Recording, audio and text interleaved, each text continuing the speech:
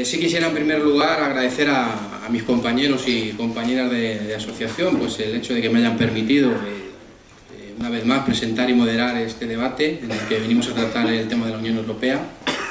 Sabéis que para mí supone algo especial y es todo un honor y el poder presentarlo. De igual manera, pues quisiera extender este agradecimiento tanto a las personas que hoy asistís aquí, que habéis decidido compartir la tarde de hoy con nosotros, así como saludar de alguna manera también a todas aquellas personas que suponemos que nos están siguiendo a través de la red, mediante la emisión en streaming de este acto en la tarde de hoy. Un acto del que me vais a permitir pues, que destaque su importancia y sin por ello desmerecer el resto de actividades que realizamos durante todo el año. Como sabéis, viene siendo tradición para nuestra asociación, quizás por su marcado carácter europeísta, la celebración del Día de Europa, ese 9 de mayo que en pocos días alcanzaremos y que se ha convertido en una fecha clave y fija para nuestro calendario propio y que, bueno, por el que desde hace unos años tratamos de rendir homenaje organizando actividades del tipo de la de hoy o de alguna otra que hemos venido realizando en un pasado muy cercano. Y bueno, puestos a destacar, me gustaría no perder la ocasión de reseñar que, a diferencia con otros años y otras ediciones, la mesa de hoy queda enmarcada dentro de la programación de actividades de la que se ha venido a llamar la Semana Europea 2013, Europa con los ciudadanos en nuestro municipio, circunstancia que nos va a permitir mantener activa esta celebración durante toda esta semana. Y que se hace posible gracias a la colaboración que para este año nos ha ofrecido la Concejalía de Juventud e Infancia. Por ello quiero agradecer al concejal hoy aquí presente, a Paco Paloma y a todo su equipo, pues el que hayan contado con Ágora Fuenlabrada para que conjuntamente con la propia concejalía y con otras entidades como pueda ser Amigos de la Tierra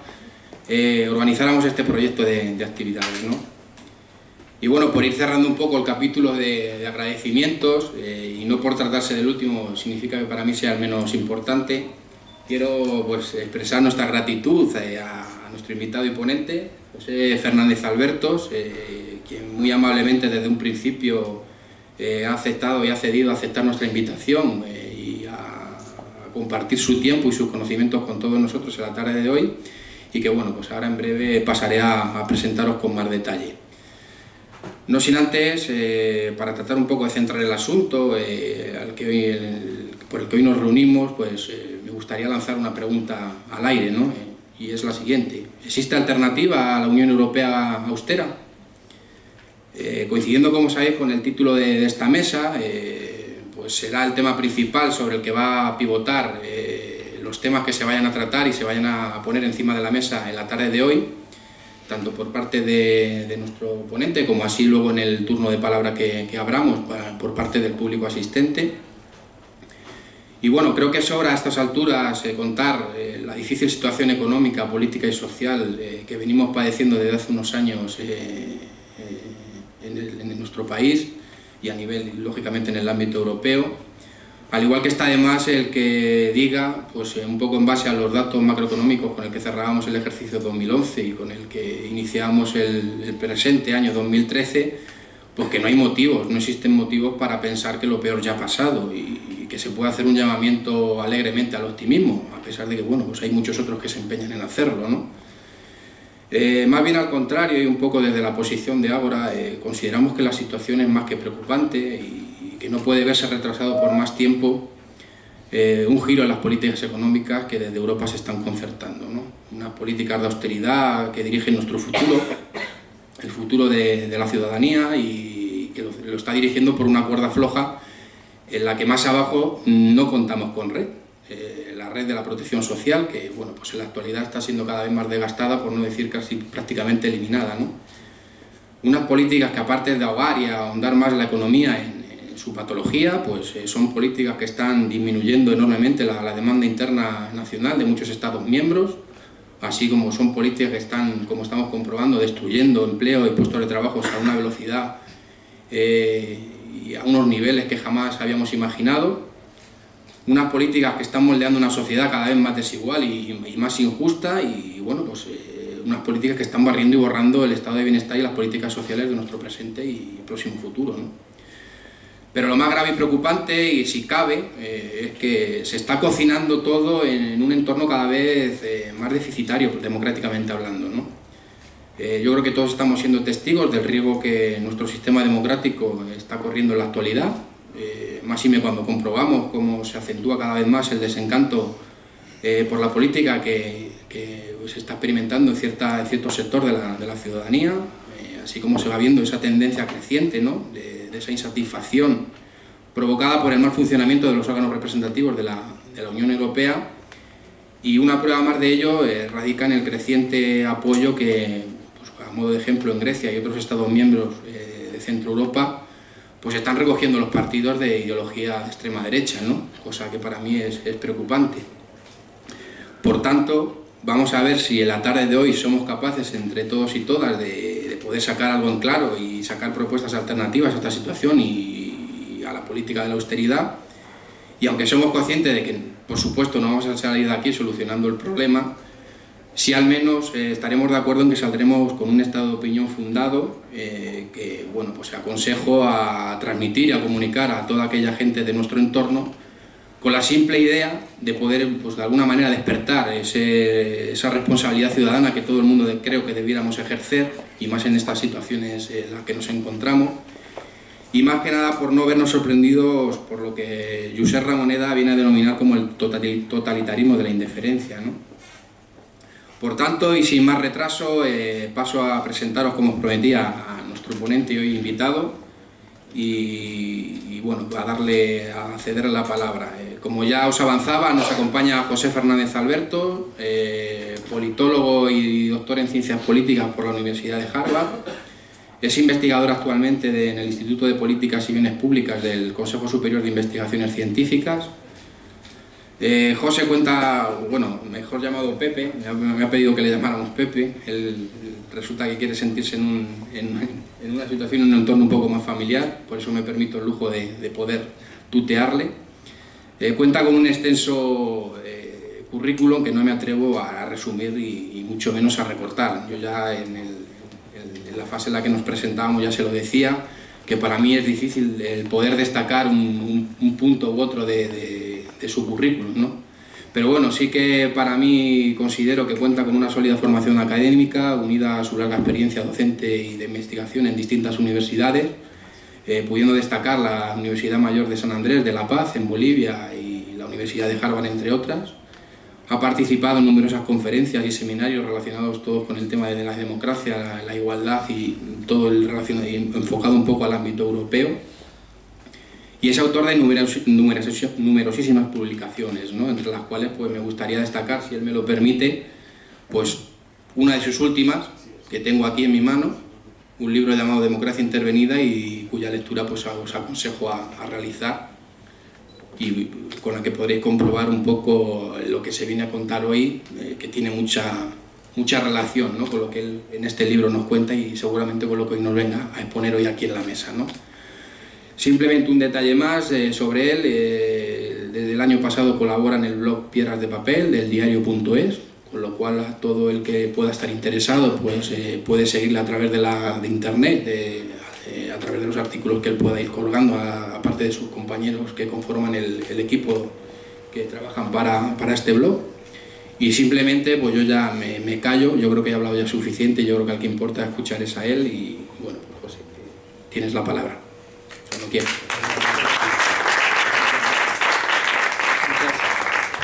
Muchas gracias, Felipe, por la introducción y por la invitación a ti y a la asociación. Que acepté muy rápido venir, en principio, sobre todo porque creo que estas son las cosas que hacen cuando los politólogos miramos las cosas que de verdad importan en el largo plazo, en términos de crecimiento, igualdad, calidad democrática, etcétera. Al final uno acaba fijándose que una de las variables principales, si no la central de todas, es que pasen allá muchas cosas como esta de aquí, ¿no? Que las sociedades que tienen una vida cívica dinámica, que se preocupa por las cuestiones que afectan a la comunidad, que debate sobre ellas, que se conocen a sus vecinos y que organizan actos como estos, pues son sociedades mejores en todas estas dimensiones, ¿no? Y si puedo poner mi granito de arena para que esto siga adelante, pues yo creo que seguramente tenga más impacto que muchos de los papers y de los trabajos que escribimos los académicos, que quedan muchas veces en un baúl de los recuerdos, ¿no? Entonces,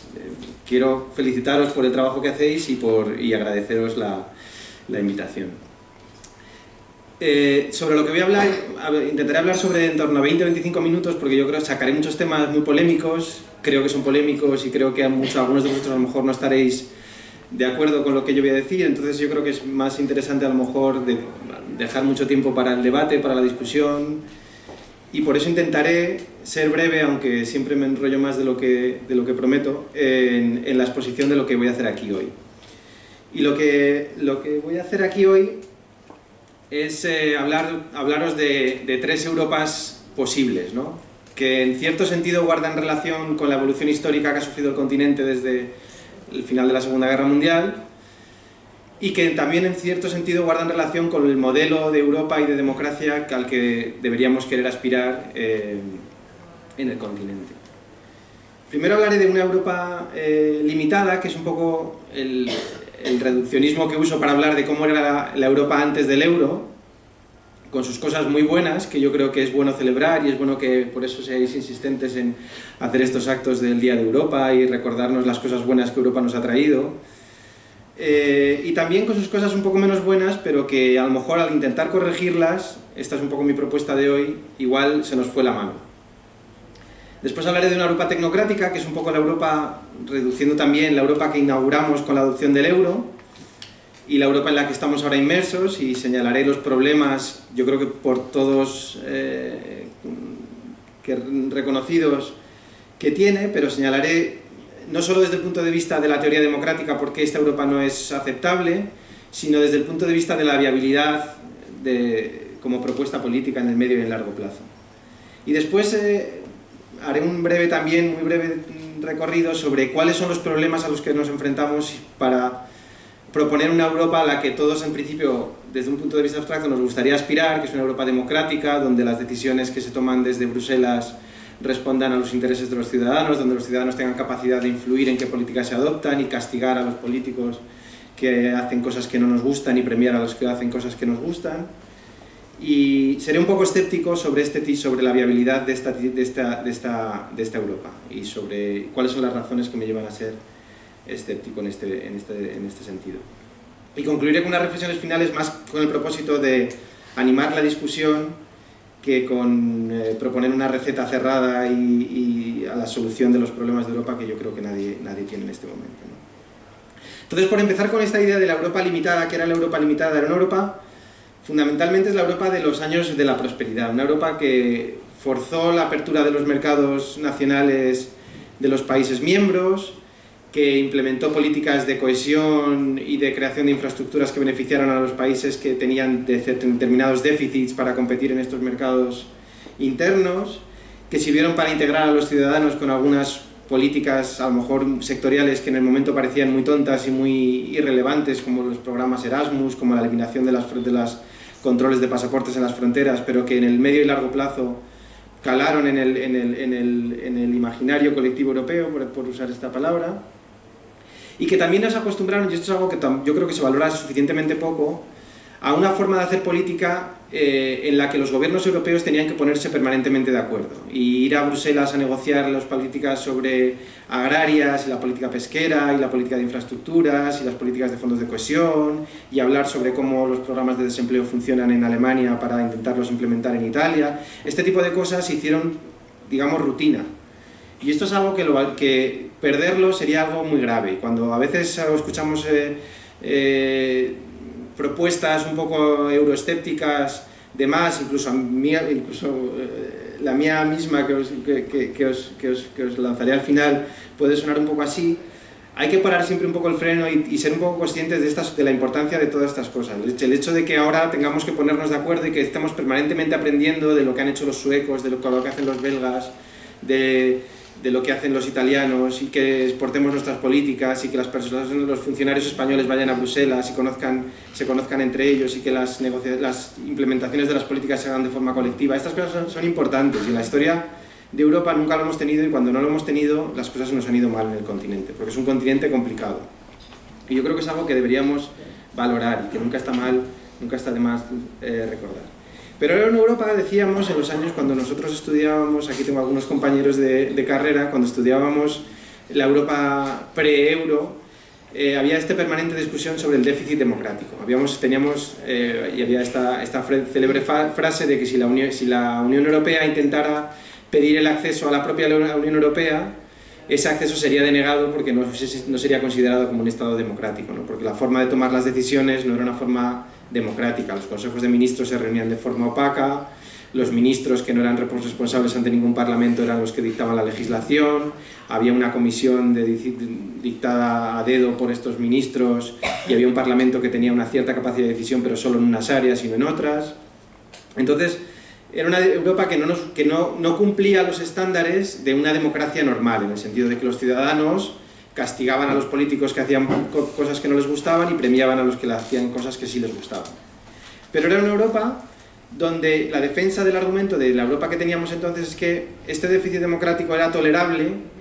en tanto en cuanto las políticas que se adoptaban en Europa no eran políticas muy divisivas, no tenían unas fuertes consecuencias distributivas, es decir, las políticas que se adoptaban en Europa eran la regulación del mercado de las telecomunicaciones, impedir que haya un monopolio en el sector energético de un país, reducir las regulaciones en determinados sectores. Eran políticas que no dividían a las sociedades entre ganadores y perdedores de una forma muy clara, ¿no? Desde Europa no se decidía sobre el aborto o sobre los impuestos que se a los ricos y las transferencias a los pobres. Se decidía sobre programas muy genéricos, por ejemplo de infraestructuras, que beneficiaban un poco, tenían un cierto contenido de los que se podían beneficiar todos los países y todos los ciudadanos de un determinado país. En cierto sentido, el hecho de que las políticas que se adoptaran en Bruselas tenían esta característica de ser políticas poco divisivas, hacía tolerable que la forma en que se tomaran estas decisiones no fuera de acuerdo a las reglas democráticas tradicionales en los estados nacionales, ¿no? Todos los países, si se recordaba, por ejemplo, los académicos americanos recordaban que incluso en Estados Unidos o en Gran Bretaña, muchas decisiones sobre estas cuestiones tampoco se toman de forma democrática en sentido puro, sino que hay comisiones delegadas de técnicos que deciden sobre la competencia, que deciden sobre la regulación de un determinado sector, etc. Que incluso en democracias asentadas que reconocemos como democracias, las decisiones que se tomaban en Bruselas no eran decisiones que se tomaban de forma democrática, en el sentido de abiertas a la participación política y sometidas al escrutinio electoral. Pero entonces llegó el euro, un paso fruto de muchas cosas que ahora no entraremos a debatir, parte como de la reunificación alemana, el hecho de que la economía alemana tenía un peso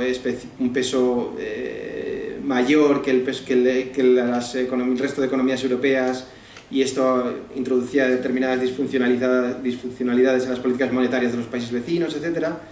Se impuso la idea de que uno de los últimos pasos para fomentar este mercado interno, para eliminar todas las barreras en los mercados, era crear una moneda única. Y crear una moneda única era una decisión buena para todos, iba a fomentar un nuevo paso en esta idea de eliminar barreras. Y además había un cuerpo teórico en una determinada parte de la disciplina económica que decía que la gestión de la política monetaria era, de hecho, saludable que se delegara a técnicos, con un mandato claro de que es delimitado a contener la inflación. Y que esto era una cosa, al ser una cosa delegable a técnicos, tampoco era una cosa que debería introducir grandes divisiones entre la población europea, entre quién estaba a favor de una cosa y de otra. Pues que los técnicos decidan cuál es la mejor política monetaria,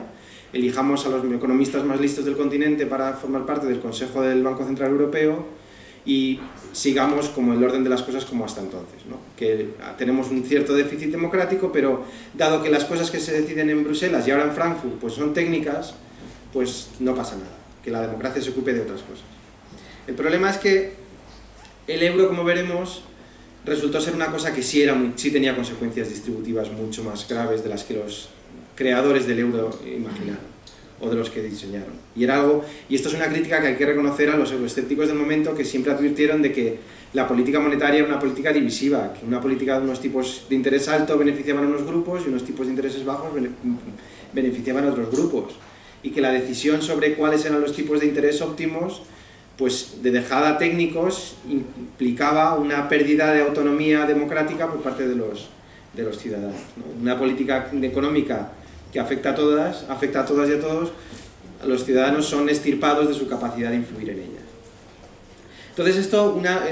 desde el punto de vista de un país como España, lo que la Unión Económica y Monetaria, es decir, la adopción de una moneda única, iba a conseguir era pues, que nuestra economía se iba a internacionalizar aún más, porque una de las barreras a los intercambios comerciales, que era el tener monedas diferentes, quedaba eliminado. Esto iba a suponer un impulso a las reformas que el país necesitaba, porque como ya no podíamos recurrir esto es un argumento muy persistente en la época, como ya no íbamos a poder recurrir a devaluar la moneda cuando las cosas nos iban mal y perdíamos competitividad, esto nos iba a obligar a adoptar las reformas que hiciesen a nuestro país competitivo. Íbamos a tener que reformar nuestro mercado de trabajo, nuestros mercados de productos, nuestro sistema educativo, de tal forma que nos hiciéramos competitivos, dado que no podíamos recurrir a la devaluación de la moneda como hacíamos en el pasado. Y luego en el medio plazo también se hablaba de que, bueno, que aunque es verdad que en Europa las necesidades de política monetaria de unos países y de otros eran diferentes, es verdad que Alemania en aquel momento tenía una crisis y necesitaba una política monetaria más alegre, y España tenía una burbuja y necesitaba una política monetaria más restrictiva, con el tiempo el hecho de compartir una moneda única nos iba a hacer a todos más parecidos entre sí. Y entonces, como nos íbamos a ser todos más parecidos entre sí, íbamos a demandar al Banco Central Europeo las mismas políticas, ¿no? Y esto era un poco la construcción mental que los creadores del euro tenían. Bueno, es verdad que ahora somos muy diferentes y a lo mejor una moneda única no nos viene bien a todos por igual, pero en el largo plazo, como la moneda única nos hará a todos más parecidos, todos acabaremos demandando las mismas cosas a las autoridades monetarias. En realidad, la Unión Económica y Monetaria significó lo total opuesto a estas tres cosas. Por una parte, en el caso español, el hecho de que tuviéramos los mismos tipos de interés que en Alemania, y los mercados percibieran que nuestra deuda era igual de segura que la deuda alemana, esto produjo una cascada de financiación que produjo la burbuja que todos conocemos, ¿no? Y el hecho de que llegara financiación para hacer cosas no exportables ni internacionalizables, sino para construir casas y comprar bienes domésticos, hiciera que la economía española se domesticalizara en cierto sentido, se hiciera más orientada hacia el interior que hacia el exterior, ¿no? Esto es una paradoja de la entrada en el euro, pero esto es lo que sucedió, como ahora mostraré en un gráfico. Como la entrada de financiación barata hizo que tuviéramos una burbuja, y la burbuja era buena para todos, en el sentido de que todos veíamos que nuestras casas se revalorizaban, los salarios crecían, las administraciones públicas veían que tenían más recursos para hacer políticas, etc., pues todos estos incentivos a hacer reformas se desvanecieron. Y las políticas, una misma política monetaria, esto era algo que también había que haber sabido en aquel momento, el hecho de que en diferentes contextos la misma política monetaria iba a tener efectos diferentes, hizo a las economías europeas más diferentes entre sí. Aquí tenemos un gráfico que refleja solo las exportaciones como proporción del Producto Interior Bruto de cada país, de Alemania la línea continua y de España la línea discontinua, ¿no? Y lo que vemos es que España, antes de la llegada del euro, las dos economías, España y Alemania, se estaban internacionalizando más o menos al mismo ritmo, las líneas iban subiendo, cada vez las exportaciones formaban un peso mayor de la economía nacional en los dos países, pero a partir de la llegada del euro, la llegada de financiación en España supuso que las empresas españolas perdieran competitividad y que invirtiéramos en casas y en ladrillo, y las exportaciones se supusieran cada vez un peso menor del Producto Interior Bruto nacional, mientras que en Alemania ocurrió justo lo contrario. Las economías europeas se hicieron, paradójicamente, cada vez más diferentes, como consecuencia de tener una única política monetaria que ataba a las diferentes economías, ¿no? Entonces llegamos a lo que aquí llamo la Europa tecnocrática, el hecho de que tenemos ahora, esto voy a pasar muy rápido para no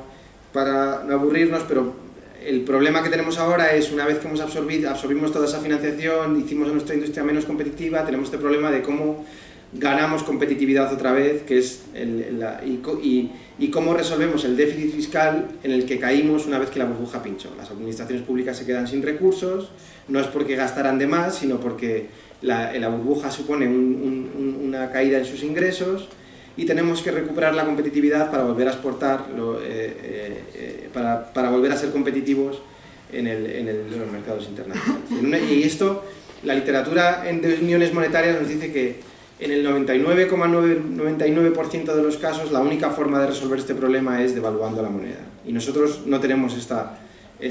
capacidad, ¿no? En el libro cito a Andrés Velasco, un economista chileno, que en una conferencia famosa dijo que reganar la competitividad en ausencia de poder manipular la política monetaria en un contexto como el europeo es muy difícil, puede ser que sea hasta imposible. No hay casos históricos en los que los países, o muy pocos, en los que los países, muy pocos excepcionales, en los que los países ganen estos niveles de competitividad necesarios que tenían que ganar sin poder devaluar la moneda, ¿no? Y la Unión Económica y Monetaria, como decía antes, agravó en cierto sentido este problema. Y entonces estamos en lo que se nos ha impuesto a la fuerza, porque dado que no podemos devaluar, dado que tenemos que reducir nuestro déficit fiscal y nuestro déficit de competitividad, la única salida es el ajuste fiscal, el ajuste salarial y el ajuste fiscal en el lado de los gastos, ¿no? La devaluación interna, la famosa devaluación interna. Reduzcamos nuestros salarios de tal forma, dado que no podemos devaluar nuestra moneda nacional, reduzcamos nuestros salarios de tal forma que volvamos a ser competitivos. Esto tiene el problema de que hunde todavía más la demanda interna, lo cual hace que este problema los requerimientos de una devaluación de este tipo sean todavía mayores y las perspectivas de salir de este pozo sean todavía más largas, como recordaba Felipe al principio de la introducción. Pero lo que a mí me gustaría señalar aquí es que la viabilidad política de este tipo de ajustes es explosiva. Estos tipos de ajustes, no es casualidad que los países que se ponen como ejemplo de países en los que este tipo de ajustes fiscales y de devaluaciones internas exitosas han sucedido sean países, por ejemplo, muy igualitarios. Por ejemplo, los países escandinavos en los años 90,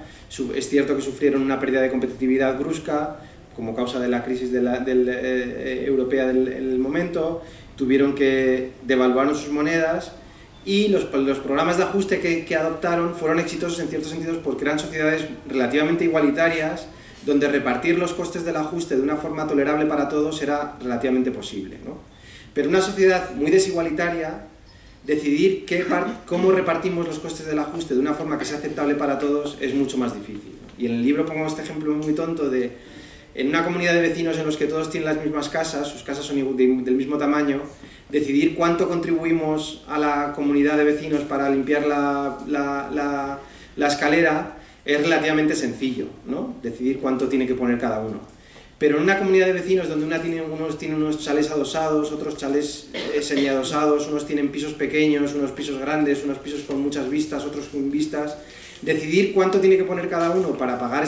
los gastos de limpiar esa misma escalera es una tarea algo más complicada. Y los más pequeños querrán que los grandes pongan más, y los grandes pedirán que todos pongan lo mismo, etc. Y esto es algo lo que pasa en las sociedades muy desiguales como la nuestra. Esto tenemos, las líneas muestran un indicador de la desigualdad, es el nivel de ingresos de alguien que está, digamos, en el 20% superior las líneas muestran la diferencia entre los ingresos de alguien que está en el 20% de más ingresos y alguien que está en el 80% de más ingresos. Es decir, alguien que está en el quinto, en la quinta de la población con más ingresos respecto a alguien que está en la quinta de la población con menos ingresos, ¿no? Entonces en Europa vemos que la línea más o menos es en torno a 4 veces y media. Alguien que está tiene al 80% de la población más pobre, gana como 4 veces y media más que alguien que tiene solo al 20% de la población más pobre, ¿no? Mientras que en los países que ahora están sufriendo ajustes, esta proporción es mucho mayor. Y de hecho en España, esta es la línea ascendente que veis, es el caso español, esto es mayor, ¿no? La desigualdad en los países que están sufriendo ajustes es mayor, las diferencias entre los ricos y los pobres son mayores, y esto hace que los programas de ajuste en estas sociedades sean más complicados de ser vendibles políticamente. Es más difícil que en una sociedad muy desigual nos pongamos de acuerdo en cómo repartimos quién debe sufrir los costes del ajuste, quién debe bajarse los salarios y quién no. Mientras que en las sociedades más igualitarias yo creo que esto es una tarea más factible. Voy a pasar un poco por encima. Entonces la idea es que la situación en la que estamos ahora es la única salida política de política económica que se nos propone es una solución de política económica intolerable para la mayoría de los ciudadanos, y por eso tenemos gobiernos que caen una elección tras otra en todos los países de la Unión Europea, con la excepción quizás de Alemania, y veremos a partir en octubre si esto también es así incluso en Alemania. Y lo que observamos es que precisamente porque como digo, la solución que se nos propone no es aceptable. Todo el mundo ve un problema en el que en el sentido en el que estamos viendo, cada individuo ve que está siendo obligado a pagar un coste del ajuste mayor del que le corresponde, ¿no?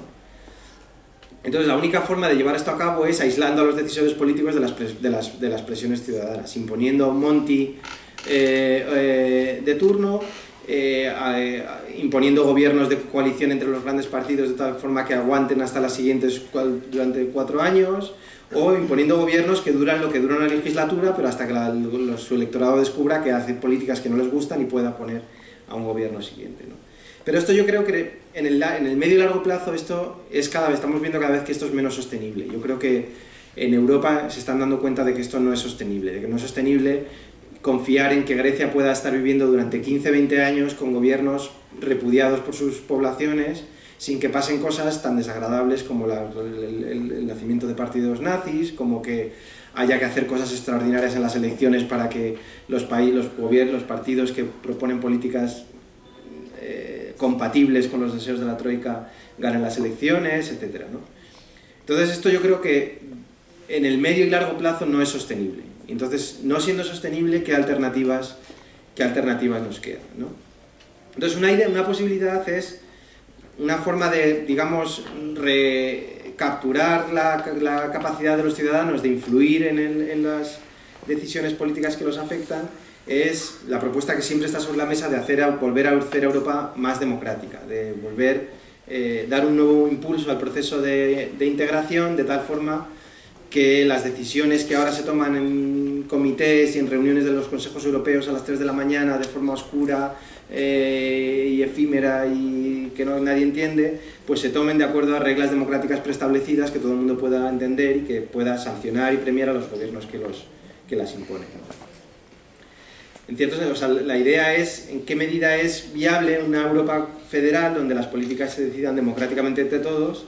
y donde las políticas económicas, acertadas o no, puedan ser decididas por los ciudadanos. Y yo aquí es el punto donde lamentablemente soy bastante escéptico y donde no me gustaría serlo, pero creo que hay que reconocer la situación en la que estamos. Y es que si miramos a las opiniones públicas nacionales, las opiniones públicas siguen siendo nacionales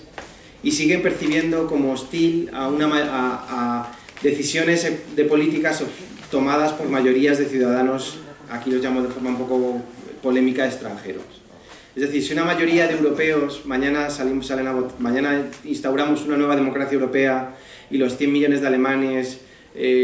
más los 16 millones de holandeses, más los 70 millones de británicos, nos imponen un programa de ajuste todavía más salvaje del que tenemos sobre la mesa, somos capaces como comunidad política los españoles de adoptar esto como legítimo y como tolerable y como viable, aunque haya sido democráticamente aceptado desde el punto de vista europeo. Yo creo que incluso en países tradicionalmente europeístas como el nuestro, no estamos dispuestos a tolerar decisiones que vienen desde fuera de nuestras fronteras con fuertes consecuencias distributivas. Volvemos a lo mismo del origen. Mientras Europa haga cosas que no tienen graves consecuencias distributivas, que sus políticas no creen claros ganadores y claros perdedores,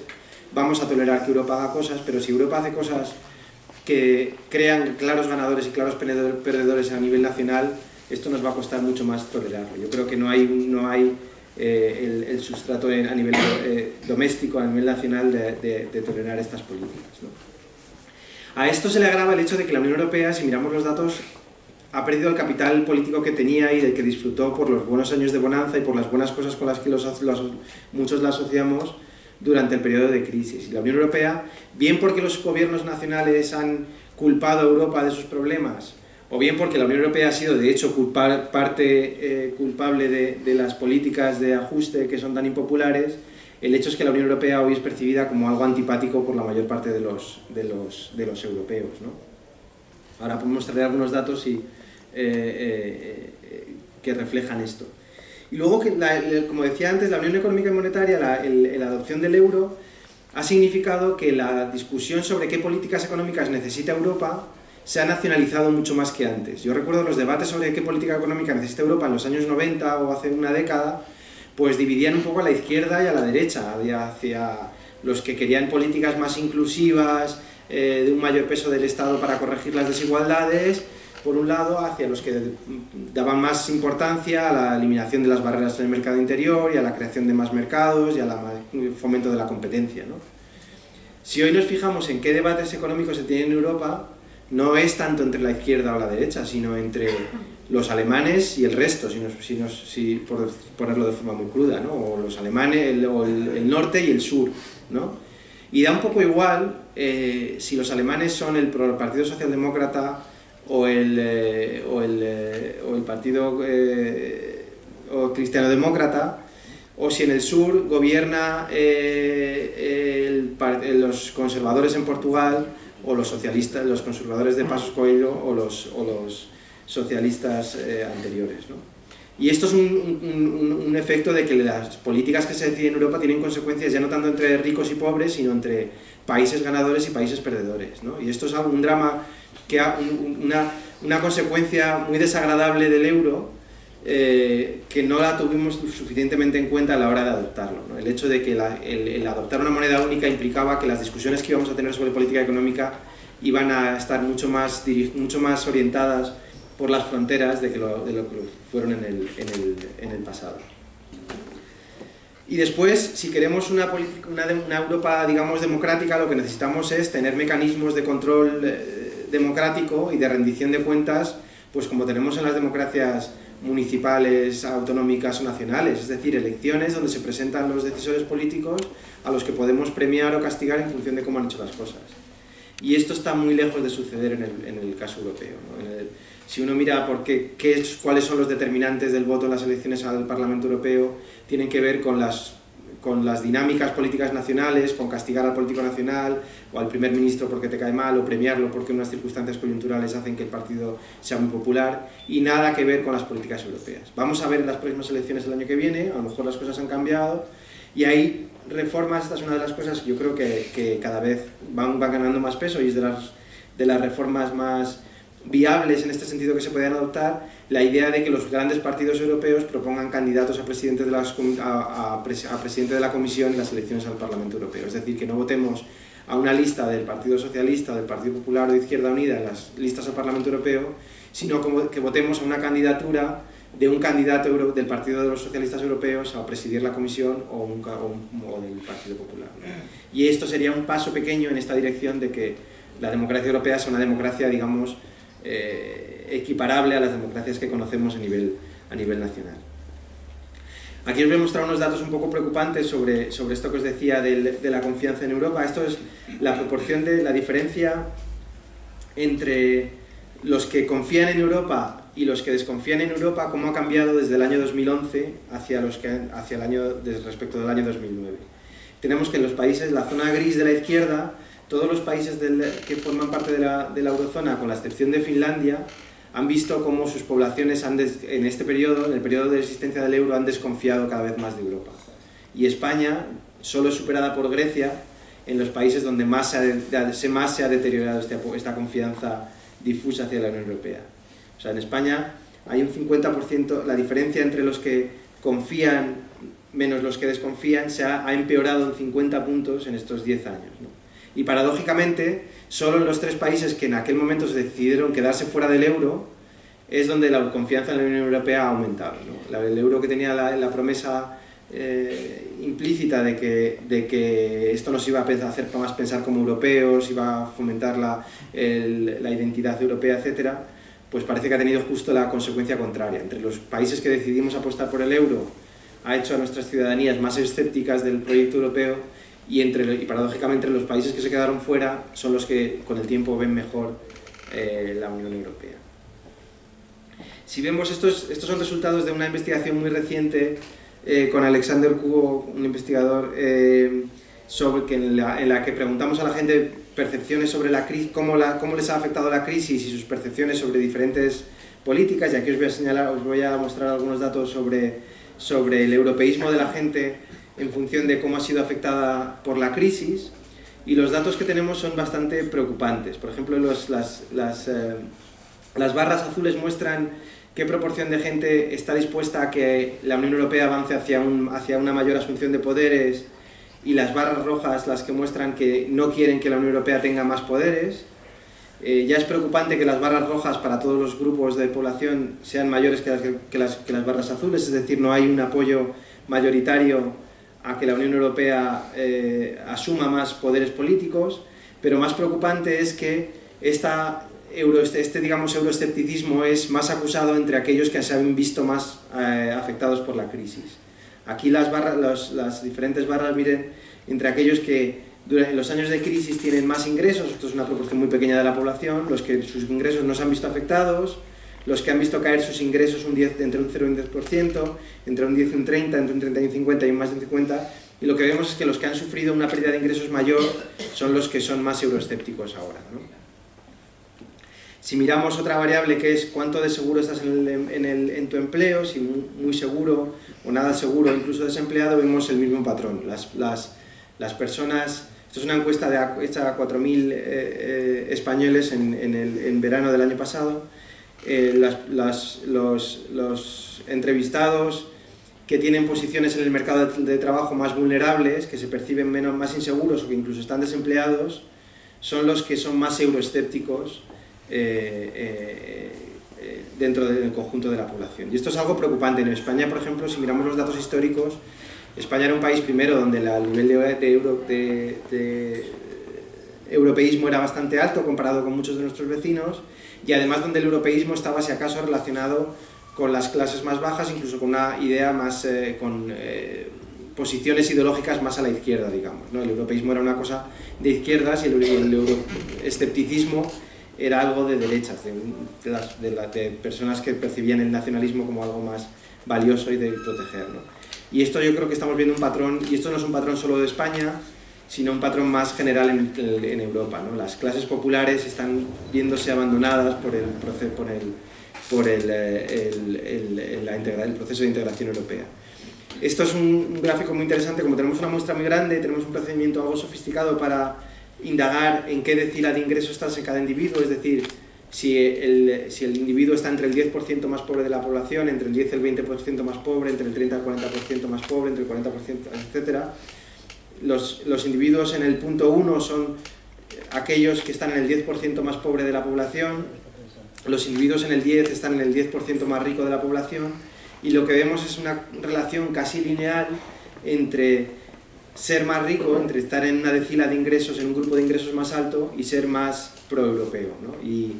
esto es algo preocupante. Solo en los dos grupos, en el 20% más rico de la población, hay una mayoría de gente que quiere que la Unión Europea avance, frente a los que quieren que no avance, ¿no? El europeísmo se ha vuelto una cosa de los económicamente más favorecidos. Igual si vemos el apoyo al euro, esto es una cosa bastante que podemos discutir, así como el apoyo a la integración no existe, digamos, si miramos las cifras agregadas, el euro sigue siendo algo que la gente ve como algo valioso y le tiene mucho miedo al abandono de la moneda única, ¿no? Y por muchas razones muy legítimas y muy comprensibles. Pero, exceptuando el hecho de que el nivel medio de apoyo al euro es mucho mayor que el apoyo a la integración europea, el mismo patrón existe. Aquellos que se han visto más perjudicados por la crisis son más escépticos, son más críticos con la moneda única, y aquellos a los que la crisis no les ha afectado son aquellos que son muy a favor de la moneda única. Y lo mismo sucede con la vulnerabilidad en el mercado de trabajo y con la posición en el nivel de ingresos. Solo en los grupos más pobres hay, digamos, un casi empate entre aquellos que están a favor del euro y aquellos que están en contra. Esto nos voy a pasar un poco por encima para que tengamos, yo creo que es más interesante que tengamos tiempo para el debate, pero si queréis,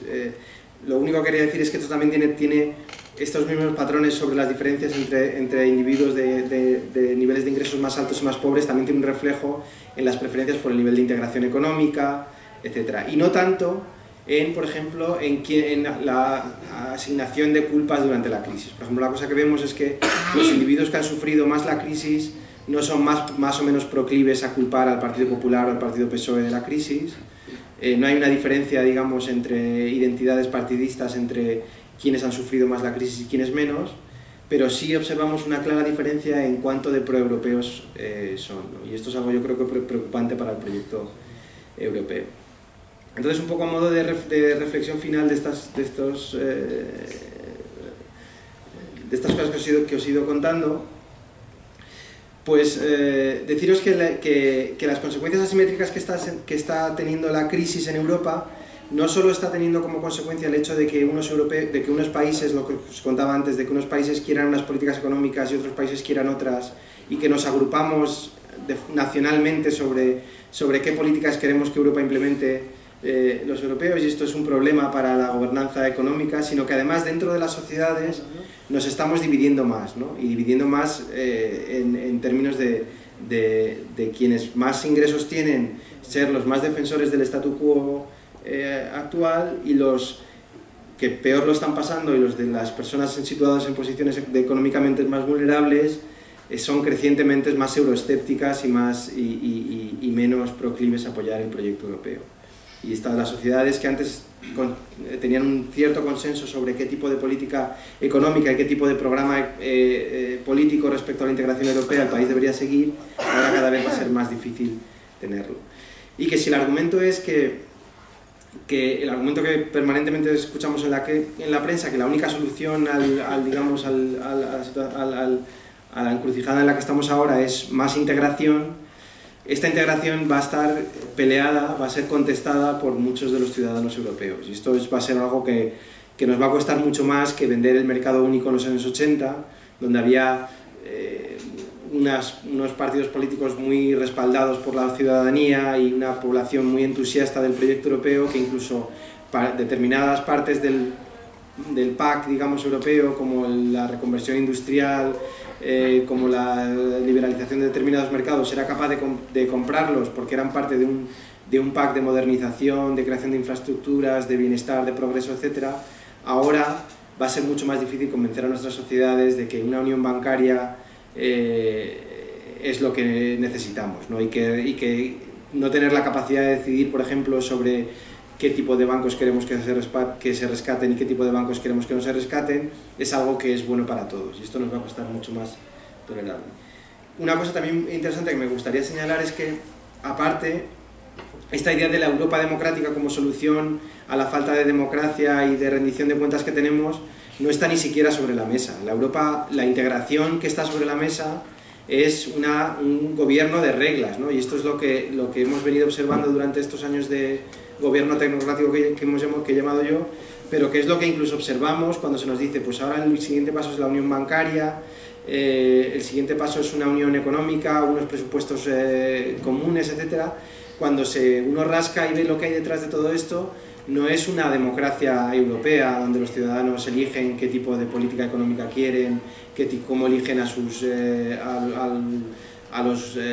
tecnócratas que controlan los bancos, etcétera, sino una dejación de funciones de los políticos elegidos democráticamente y una delegación hacia tecnócratas y hacia técnicos y hacia lo que en la literatura se llama gobierno sometido a reglas, es decir, que haya una ley escrita en papel que nos diga cómo tenemos que gobernar, si tenemos que dar el 4% de nuestros ingresos a las políticas de desempleo, o el 6, o el 2, o el 8, y cuánto debemos modificar nuestros niveles de ingresos en función de cómo es el ciclo económico, etc. Y el gobierno por reglas, esto yo creo que es una enseñanza errónea que mucha gente ha extraído de la crisis, y con esto me callaré. La idea, hay un discurso dominante que es el hecho de que los gobiernos tuvieran mucho margen de maniobra ha sido lo que nos ha traído a esta crisis, ¿no? Que los gobiernos se pusieran a contratar como locos, que no tuvieran disciplina presupuestaria, que no pensaran en el largo plazo, que implementaran políticas pensando en el corto plazo, etc. Podemos discutir cuánto de esto ha habido o no ha habido, pero desde luego la solución a este tipo de cosas nunca es atarnos a reglas. No hay instancias de gobierno democrático que sobrevivan en el tiempo donde los gobiernos sigan un manual de instrucciones sobre cómo decidir a quién subo los impuestos, a quién se los bajo, a qué programas de gasto priorizo y qué gastos no priorizo, ¿no? Y esto parece ser una enseñanza que los tecnócratas en Bruselas han adoptado, ¿no? El hecho de que cuanto más atemos las manos a los gobiernos mejor,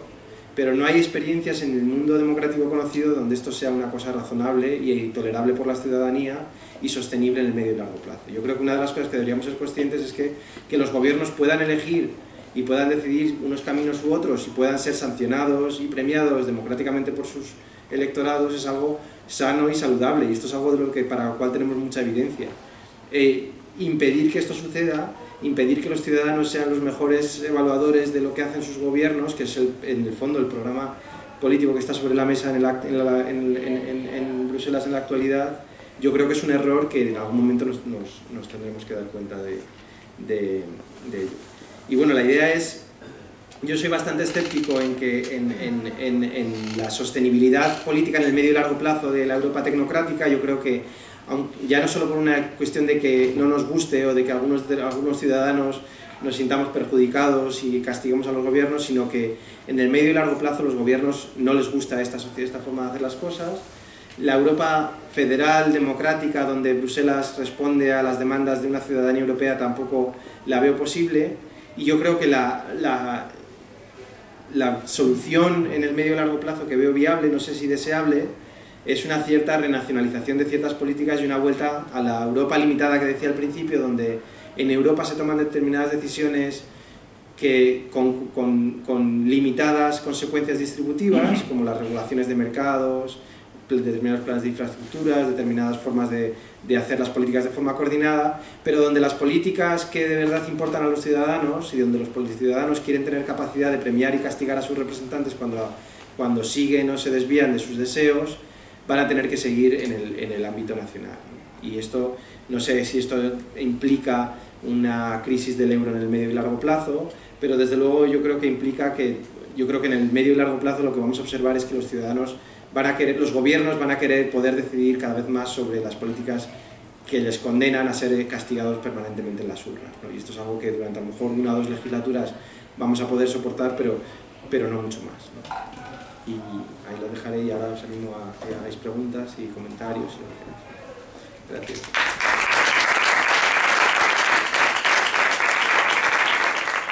Pues nada.